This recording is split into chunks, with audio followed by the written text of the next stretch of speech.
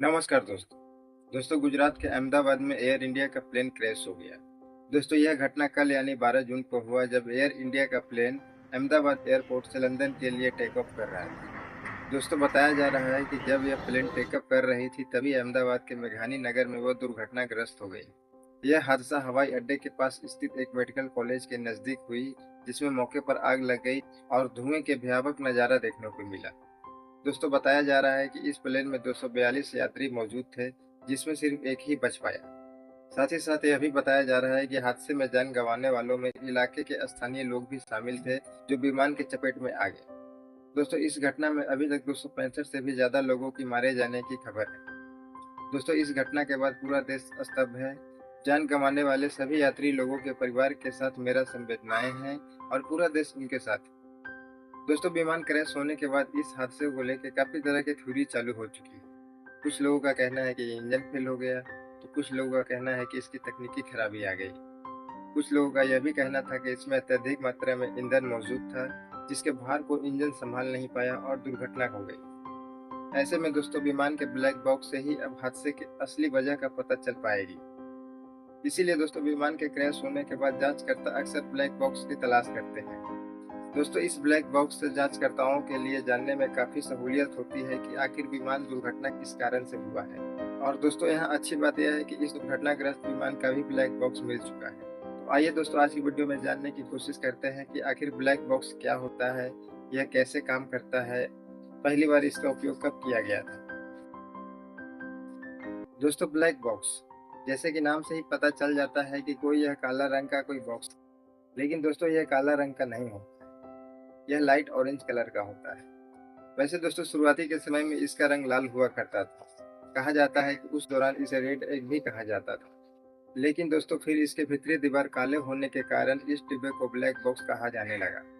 दोस्तों, यह मिट्टी या झाड़ियों में गिरने के बाद भी यह दिखाई दे, इसके लिए इसके ऊपरी हिस्से को लाल या हल्के गुलाबी रंग का भी रखा जाता है। दोस्तों, दुर्घटना के दौरान इसे सुरक्षित रखने के लिए इसे सबसे मजबूत धातु टाइटेनियम से बनाया जाता है। इसकी मजबूती इस कदर होती है कि किसी दुर्घटना होने पर भी यह ब्लैक बॉक्स सुरक्षित रहता है। इसके अलावा दोस्तों, इसमें अंडर वाटर लोकेटर बीकन भी होता है, जो समुद्र में गिरने की स्थिति में अल्ट्रासोनिक सिग्नल भेजता है, जिससे इसे ढूंढने में मदद मिलती है। दोस्तों, इस ब्लैक बॉक्स को हर प्लेन के पीछे रखा जाता है ताकि दुर्घटनाग्रस्त होने के बाद भी यह सुरक्षित रह सके। वैसे दोस्तों, एक ब्लैक बॉक्स के वजन की बात करें तो यह करीब 4.5 किलो का होता है। इसके अंदर रिकॉर्डिंग के लिए नाखून के आकार की चिप्स होती है। साथ ही साथ इसमें 2 रिकॉर्डर भी होते हैं। एक होता है CVR यानी कॉकपिट वॉइस रिकॉर्डर, और दूसरा होता है FDR यानी फ्लाइट डेटा रिकॉर्डर। दोस्तों, CVR यानी कॉकपिट वॉइस रिकॉर्डर की बात करें तो यह कॉकपिट में मौजूद पायलटों, क्रू मेंबर्स और अन्य लोगों के बीच में 2 घंटे की हुई बातचीत को रिकॉर्ड करता है। इस रिकॉर्डिंग की मदद से यह समझने में आसानी होती है कि दुर्घटना के समय या उससे पहले कॉकपिट में क्या हो रहा था। दोस्तों, FDR यानी फाइल डेटा रिकॉर्डर की बात करें तो इस डिवाइस का काम है कि फ्लाइट में पिछले 2 घंटों में क्या क्या हुआ वह रिकॉर्ड करना। किसी भी दुर्घटना के समय फ्लाइट कैसे उड़ रहा था, मतलब उसकी हाइट क्या था, उसका स्पीड क्या था, इंजन का परफॉर्मेंस कैसा था, उसकी आवाज कैसा था, यह सभी चीज को यह डिवाइस रिकॉर्ड करता है। यानी दोस्तों, कहें तो FDR विमान के तकनीकी डेटा को रिकॉर्ड करता है। दोस्तों, 1950 के दशक में जब कोई विमान दुर्घटनाग्रस्त होता था तो जांचकर्ता दुर्घटना के निर्णायक कारण को पता लगाने में असमर्थ होते थे।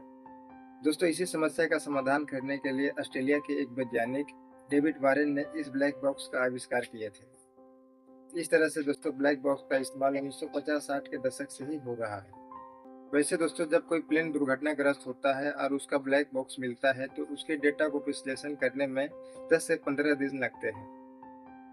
जांचकर्ता इसके सारे डेटाओं को डाउनलोड करता है। इसी बीच दोस्तों, जांचकर्ता घटना के सुरागों को तलाश करते हैं, जैसे कि एयर ट्रैफिक कंट्रोल कर्मियों से जानकारी लेना और दुर्घटना से पहले ATC और पायलटों के बीच में बातचीत की रिकॉर्डिंग। इससे दोस्तों, जांचकर्ताओं को यह समझने में मदद मिलती है कि क्या पायलटों को पता था कि वह ऐसी स्थिति में है जो उस स्थिति की ओर ले जा रही है, और यदि ऐसा था तो क्या उसने विमान को नियंत्रित करने के लिए किसी समस्या की सूचना दी थी। इन्हीं सब बातों को दोस्तों इस ब्लैक बॉक्स के जरिए पता लगाया जाता है। तो दोस्तों, आज के वीडियो में बस इतना ही। फिर मिलते हैं किसी अगली वीडियो के साथ, तब तक के लिए नमस्कार।